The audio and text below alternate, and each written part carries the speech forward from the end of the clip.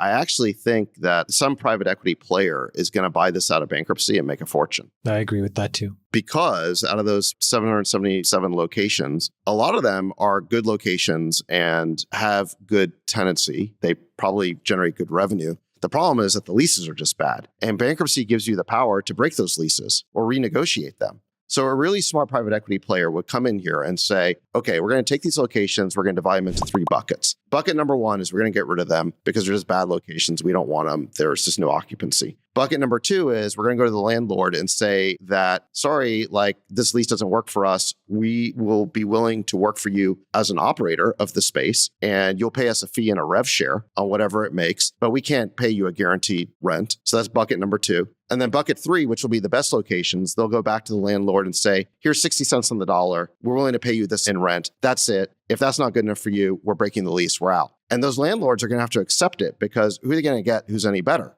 And they don't even have the TIs. They don't have the capital to put some new tenant in there.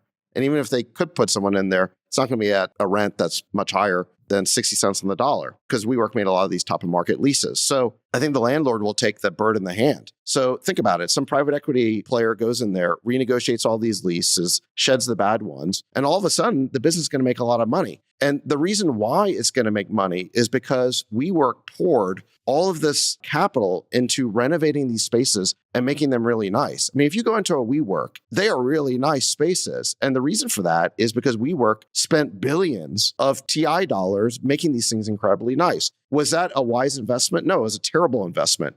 But that money has been spent and already lost. That capital has been wiped out. So whoever buys this thing out of bankruptcy now is going to be the beneficiary of all of those absurd TI dollars that were spent when Adam Newman... Oh my God, you just convinced me. Let's go buy it. Let's put in a bid. Is it filed? The brilliance of Adam Newman was somehow convincing all these investors to put in billions of dollars into TI money on the theory that it was a software business. This was never a software business. It's a real estate development company.